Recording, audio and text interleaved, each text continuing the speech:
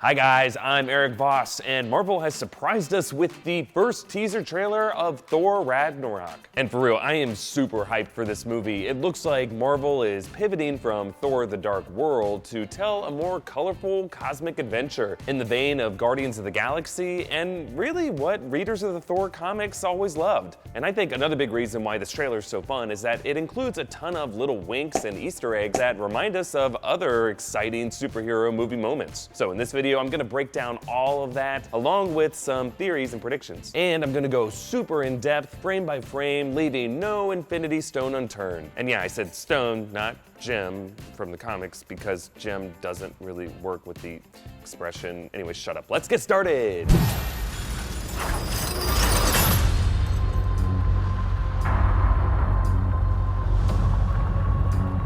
Now I know what you're thinking. How did this happen? So the trailer opens with Thor chained up, lowered into this deep lava cavern, Temple of Doom style. And right away, the trailer does this kind of jokey pause on him with this meta narration. Now I know what you're thinking. How did this happen? And this is interesting because it's not very common to see a superhero narrate his own movie like this. In fact, this moment kind of reminds me of that scene in Deadpool where he also similarly explained to the audience how he ended up so horizontal. I think we can all agree that shit just went sideways in the most colossal way. But this isn't the first time this has happened in the MCU either. Remember, Iron Man 3 began with a similar voiceover from Tony Stark. A famous man once said, "We create our own demons." I'm gonna start again. And sure, I don't know if Thor's line here was recorded just for the trailer, or if this line comes later in the scene with like Hulk or Valkyrie or Loki, or if it's all part of a framing device the way it was in Iron Man 3 with Bruce Banner in that post-credit scene. Like maybe this time it'll be Thor bearing his soul, putting Bruce to sleep, or maybe it'll be Tony nodding off. We'll see. Either way, since this is the third Thor movie, I think this narration and a lot of other stuff in this trailer just wants to echo the third Iron Man movie. Also, where is this place? It's dark and fiery, and those glowing rocks look kind of like faces, like they could be the faces of the damned. So this is most likely Hell. In Norse mythology, Hell is the opposite of Valhalla in Asgard, and in the comics it's ruled over by Hela, the goddess of death, Cate Blanchett in this movie, who looks awesome in this trailer. So Hela is confined to her own world, ruling over the dead, but she wants to expand her rule over the dead in Valhalla as well. And in this shot, it looks like she's breaking free from her world. We can see her torn clothes as she walks through the rift in space. And let's move on to the second part of this shot. Well, it's a long story.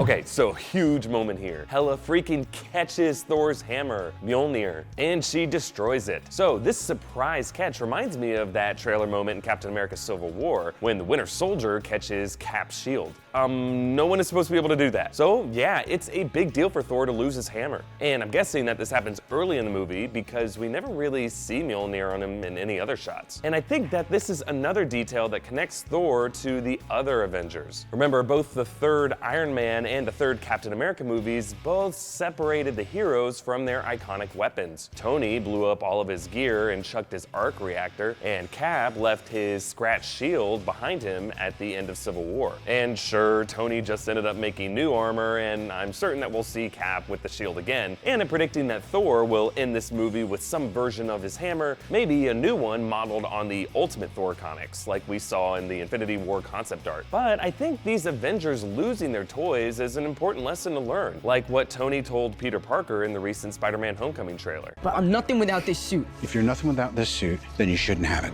Now, it's looking like this movie will also reveal the sixth final Infinity Stone. After the Time Stone was revealed in Doctor Strange, that just leaves the Soul Stone. And some people had a theory that the Soul Stone was inside Mjolnir, since it's kind of a magical instrument and only the Vision could lift it, maybe because he has the Mind Stone on his forehead. Now, I don't see an Infinity Stone anywhere in these shards. Maybe Hela grabbed it already, or maybe it's somewhere else, but more on that later. Also, this fight looks like it's happening in an urban location, maybe maybe New York. And we know from set photos and the Doctor Strange post-credit scene that Thor is going to be visiting Doctor Strange at his Sanctum Sanctorum in New York City, looking for his brother Loki and his father Odin. And if you look really closely at this wide shot, you can see Loki with Thor in this alley. This scene was actually depicted in the concept art. So I'm guessing that Thor found his brother in New York, but Hela caught up to them, or Loki might have arranged this to trap Thor. But I have other thoughts in that theory later on. And real quick, I just want to point out the look of this Marvel Studios title card. Notice how it flies out at us. That's similar to the titles in the Guardians of the Galaxy Volume 2 trailers. James Gunn, who directs those movies, actually tweeted that this trailer for Thor Ragnarok might be the best Marvel Studios trailer ever, even besting his own trailers. But honestly, considering that Thor seems to be using a similar vibrant visual style to the Guardians movies, Gunn's approval seems a bit more like excitement over his own positive influence on the MCU. All right, moving on.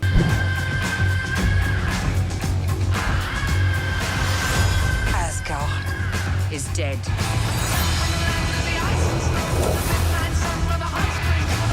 So in this section, we hear this awesome music. It's Immigrant song by Led Zeppelin. And I honestly don't know how this song wasn't already used for a Thor movie. It's kind of the perfect rock anthem for a Norse god. The lyrics are all about Vikings dreaming of war and conquest, with lines like Hammer of the Gods and Valhalla I am coming. But the song also works in context for Hela, who rules over Hel and Niflheim, which is a realm of primordial ice and cold, or as Led Zeppelin puts it,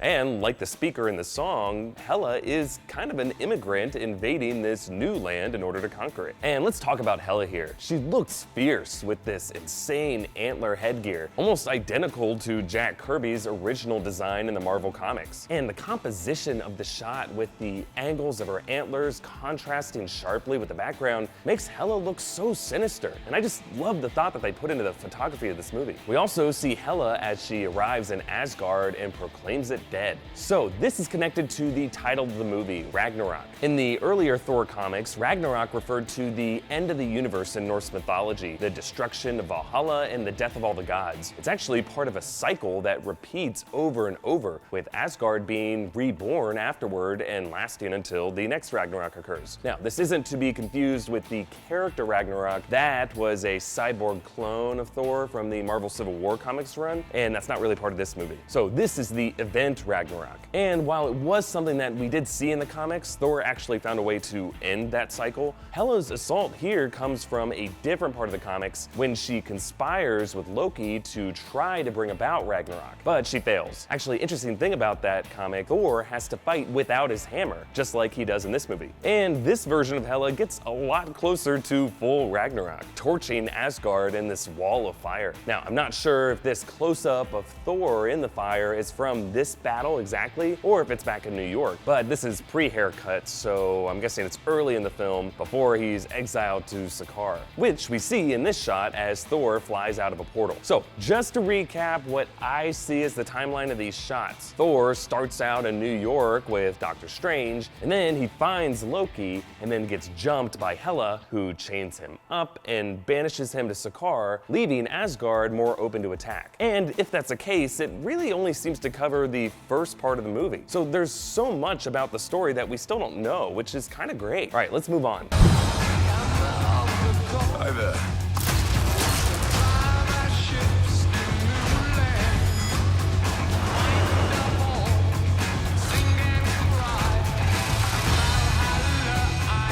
So here we see Thor on the planet Sakaar, which is this scrap-covered planet that loves gladiatorial combat. And yes, this is all from the Planet Hulk comics, which I'll talk about later, but this idea of Thor getting taken in as a warrior slave seems like it's borrowing from movies like Mad Max Beyond Thunderdome, which, like Thor Ragnarok, was the third installment of its series, and it was about a warrior who ends up in this shitty place, forced to fight as a gladiator. The character even goes from long hair to short hair. And this person kidnapping Thor is Valkyrie, and she's played by Tessa Thompson. Valkyrie is a major character from the Thor comics. She's also known as Brunhilde. She leads the Valkyrior, which is a group of female warriors who guides the souls of slain heroes back to Valhalla. But in this movie, Valkyrie has ended up on Sakaar, gathering fighters for this gladiator combat. And these other shots might explain why Valkyrie left her old job. You can see her here with her iconic blue cape from the comics, riding her winged horse, Aragorn, with the other Valkyrior, leading an assault on Hela in Hell. And this looks like it could be part of that same sequence as that shot of Hela that we saw before. And after Hela tosses her sword, there's this quick shot showing Valkyrie and her warriors falling to the ground. So I'm guessing that this was part of a flashback battle scene showing how this humiliating defeat led to her exile to Sakaar. Like now she's using her warrior-seeking skills to bring back these poor souls to fight to entertain the masses. And as Thor gets dragged in to get this involuntary haircut, you can see what looks like some other gladiators training. And this guy is a trident. Some people are saying that that could be a reference to Namor, who carries a trident of Neptune. Or, you know, it's just a warrior with a trident, because tridents are actually pretty great melee weapons. And before I move on, there's this shot of Valkyrie as she turns away from Thor, looking a little guilty. And she's carrying what looks like a 4-pack of Tall Boys or something. Maybe that's her bounty for bringing in Thor. But this look of guilt implies that she still cares about her fellow Asgardian. Maybe that means that she'll be instrumental in helping him and Hulk escape. Let's move on. What have you brought today? Tell me. A contender.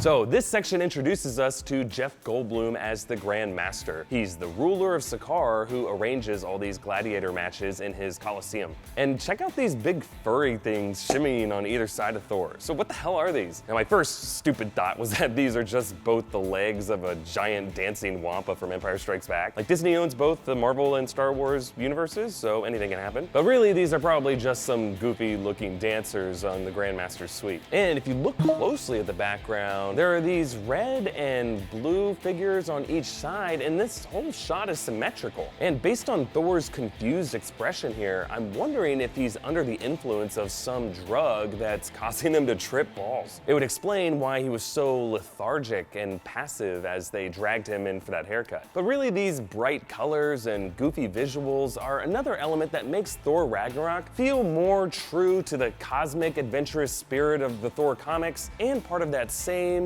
colorful Marvel Phase 3 that the Guardians of the Galaxy movie belongs to. And I think that's intentional, because in the comics, the Grandmaster is one of the ageless elders of the universe, along with the Collector, whom we saw in Guardians. And I think that the relationship between these two characters is how Thor Ragnarok will tie into the events of the upcoming Infinity Wars movies. We also see this shot of Heimdall fighting, trading in his helmet for some awesome dreads. Now, I mentioned this before in a video that I did on Doctor Strange, but one popular theory is that Heimdall possesses the 6th Infinity Stone, the Soul Stone. Now, people think that this is partly because his name begins with an H, and the locations of the other stones kinda spell out the name Thanos. Anyway, that's kind of a stretch, and I'm not totally buying it, but I do think that there definitely is something to Heimdall's ability to see souls wherever they are in the universe, and the orange glow in his eyes, which might be connected to the Soul Stone, which is supposed to have an orange color. And some people have pointed to this round-looking piece on his chest plate as possibly the Soul Stone. We'll see. We also get our first look at Karl Urban as Skurge, the Executioner. Now, there's an interesting missable detail about this shot of him that I'm gonna point out. But first, quickly, I want to say that we love going super in depth with all this Marvel stuff, and part of the reason that I'm able to do that is by keeping up with all the Marvel information using Audible. Now, Audible offers a wide selection of audiobooks, and you can get a free audiobook with a 30-day trial at audible.com/newrockstars. There's actually one audiobook that I just finished called Marvel Comics: The Untold Story by Sean Howe. It's about how Marvel Comics evolved to dominate so much of our culture, and it explains a lot of why these movies are the way they are. Now, Audible is great for when you're commuting or working out, or when you're getting a haircut and you're just too awkward to make small talk. Thor's with me. So you can turn your commute or your awkward social interactions into something more with a free trial at Audible. Just go to audible.com/newrockstars to start now. Okay, back to Skurge. So in the comics, Skurge is kind of an anti-villain. Like, he's kind of slow and he always loses in his fights against Thor. But Skurge is also known for wielding a double-bladed blood axe. And here he's firing two M16s. This could be a reference to one of the coolest things about this character, but it may end up being kind of big spoilers, so if you're worried about that, skip to this time. So in Thor issue 362, Skurge is on a suicide mission led by Thor into Hell to rescue mortal souls held unjustly by Hela. And in order to escape, they have to cross this narrow bridge called Gjallarbrú, separating the two worlds. And it climaxes with this dramatic redemption scene of Skurge firing double M16s to hold the bridge, sacrificing his life while the others escape. And the words, "He stood alone at Gjallarbrú," end up being this powerful epitaph for the character. And I think this shot of Skurge with the machine guns looks at least like a reference to this iconic moment. Okay, let's move on to this next section. It's main event time.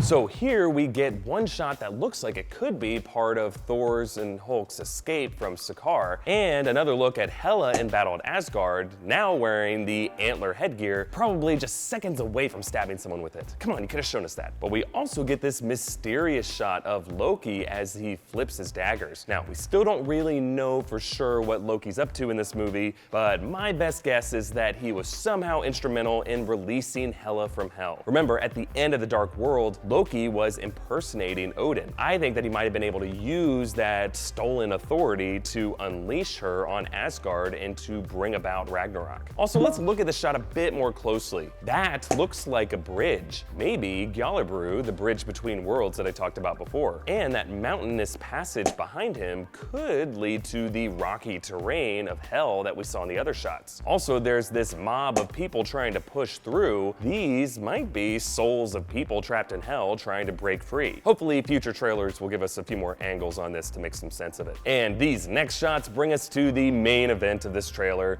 the Colosseum on Skurge, with these green smoke effects, probably to celebrate the green crowd favorite. And Thor enters the arena looking very much to me like Maximus from Gladiator, with this shorter hair. And yeah, I kind of want to see him throw that joust pole into the audience and scream like, "Are you not entertained?" And I'm really digging Thor's helmet design here. It kind of addresses the issue that's bugged a lot of fans about the Thor movies, the fact that the movie Thor never really wears the helmet from the comics. And to be honest, that was never really an issue with me. Like, I never really cared for the wings on his helmet. But this helmet with the adjustable chin guards gives Thor's head that classic shape while remaining practical. It actually kind of reminds me of Catwoman in The Dark Knight Rises, how her goggles flipped up to look like the classic cat ears. I don't know, kind of cool. But let's move on to this final awesome clip. You're incredible!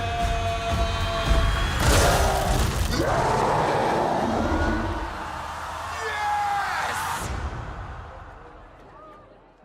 We know each other. He's a friend from work. Oh, come on.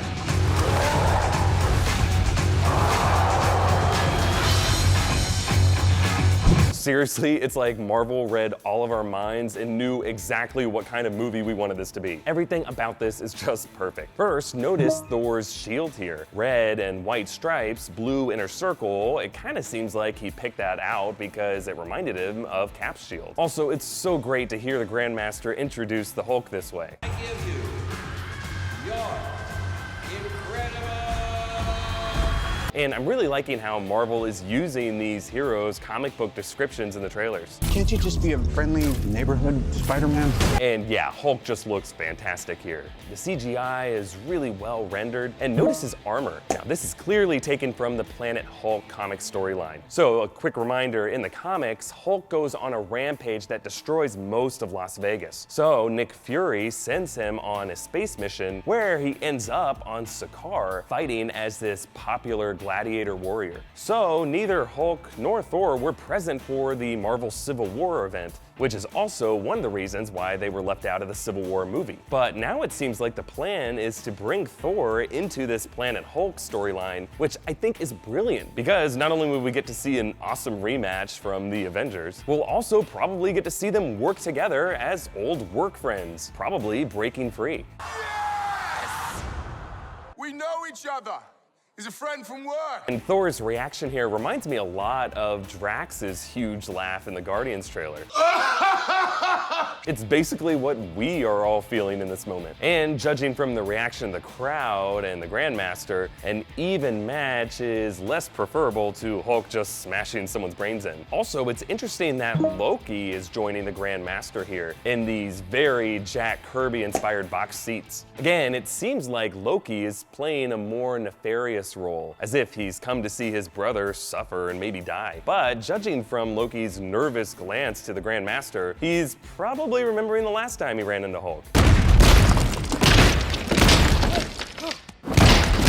And I think this side shot of the two friends charging at each other, which by the way, I think Thor's gonna get the first hit with that uppercut. All of this is meant to evoke another shot that ended a recent Marvel trailer. So now we see what Hulk and Thor were doing while the rest of their friends were in a civil war. They were in the middle of their own. Okay, that's everything that I caught in this trailer, and let me know what you think in the comments. What do you think Loki's plan will be? Where do you think the Soul Stone is? And how will Doctor Strange play into this story? Like, I know the Sorcerer Supreme is in this movie too, and I'm just too overwhelmed. But if you like this video, please hit like and subscribe to New Rockstars. We cover all kinds of Marvel stuff, all super in depth like this, so take a look around. And if you really like this channel, you can contribute to us on Patreon. Big thanks to all of our current patrons. You guys are awesome, especially Kelly Dunn. You can hit me up on Twitter at EA Voss with any thoughts or theories you have about Thor Ragnarok, or follow New Rockstars on Twitter at New Rockstars for updates on our videos. All right, thanks for watching. Bye.